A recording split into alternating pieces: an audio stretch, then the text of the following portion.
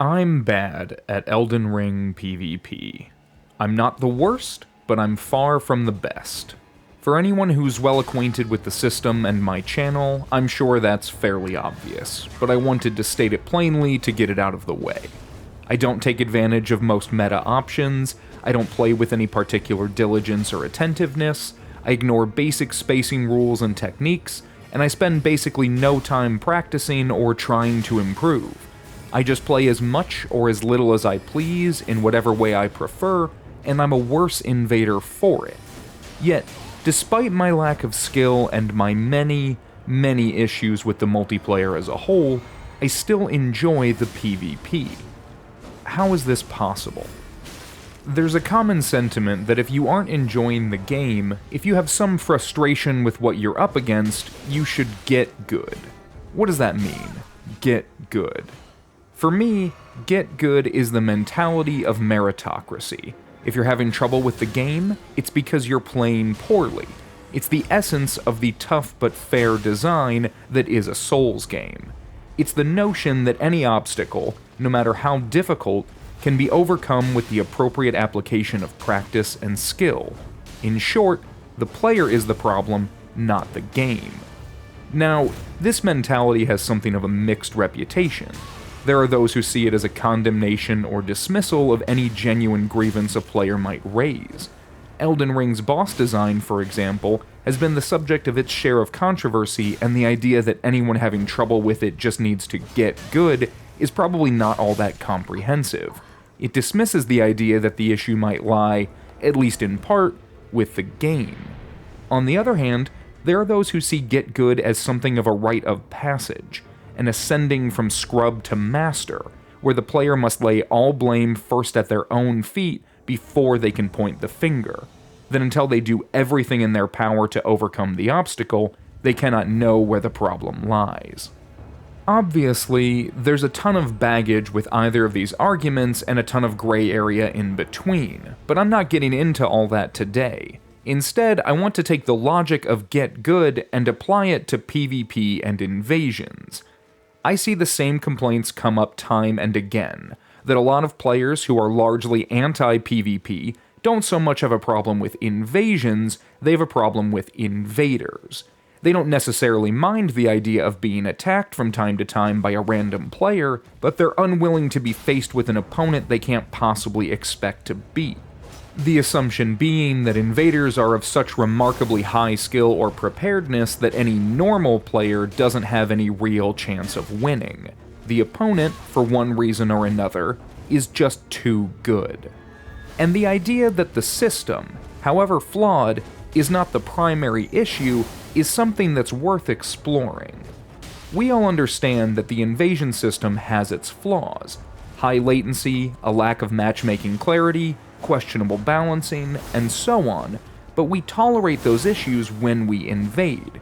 We do what we can to push our way through the mud and on to victory. We get good, or we die trying. Because the odds in Elden Ring are, despite common assumption, against the invader. They must fight against multiple opponents while always outnumbered, and no matter how good their build is, to paraphrase Saint Riot, any two people make a good build. And by fighting uphill, invaders are molded into more lethal combatants. They learn to deal with bad odds by whatever means necessary. Sometimes it encourages an increase in skill. Other times it encourages more advantageous or exploitative tactics.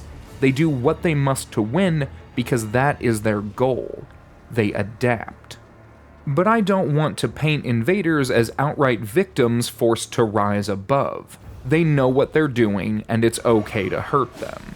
But I want to point out that even when invaders decide to start a fight, adversity defines how they end it. And that adversity can turn invaders into something dreaded by the casual audience. Tryhards. Players who are putting in overtime to make sure they take advantage of everything the game failed to account for. Players playing not just their opponent, but the game itself. Those who are willing to sweat. When identifying what makes someone a tryhard in Elden Ring, I think the common tropes are tactics that don't really fit into the more intuitive systems. Exploits and techs, things like hard swapping and animation canceling, or anything else that might not be apparent to someone playing the game without that meta knowledge. You know, fighting game shit.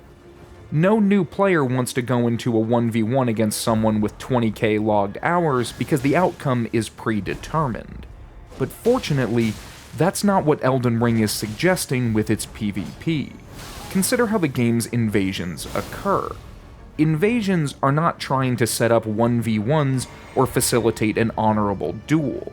They're explicitly trying to counter the advantage of a cooperator with the disadvantage of a competitor. It's why invaders can only come in during cooperation and operate at reduced strength. The game isn't trying to determine fairness or skill, only maintain the facade of balance and game world logic.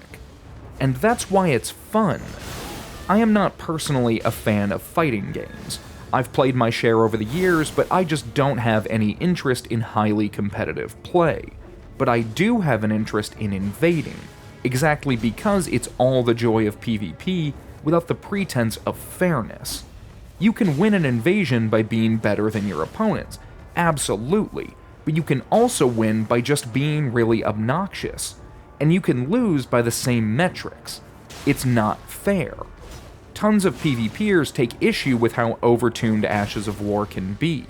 The so-called L2 spam, where a total novice can, without skill or intelligence, press a single button over and over and over to kill their opponent. It's thoughtless, tactless, and can be extremely effective. And it serves a very important function within the game's facilitation of PvP: accessibility. A reason I am so drawn to Souls PvP is how accessible I find it.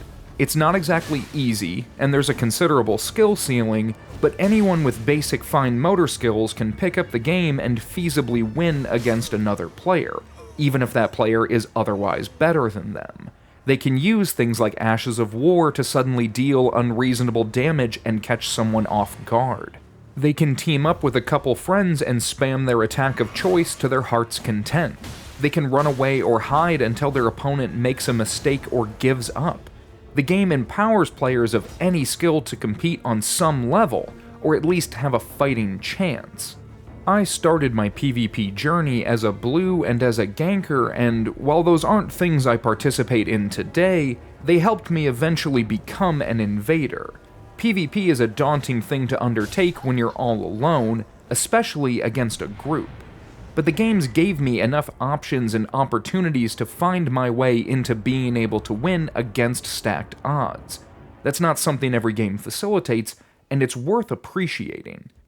Of course, this doesn't really speak to the nature of how that balance should be handled, but my point is that if I can enjoy PvP while playing poorly, if I can keep going even when I'm losing, I think pretty much anyone can. You don't need to get good. So if you're the type of person who really can't stand being faced with a tryhard invader who's hard swapping every few seconds and never lets a buff drop, don't sweat it. Just play the game however you want and find a niche where you're having fun. Maybe appreciate that they put in the time and really want the win, while understanding that it's not how everyone wants to play.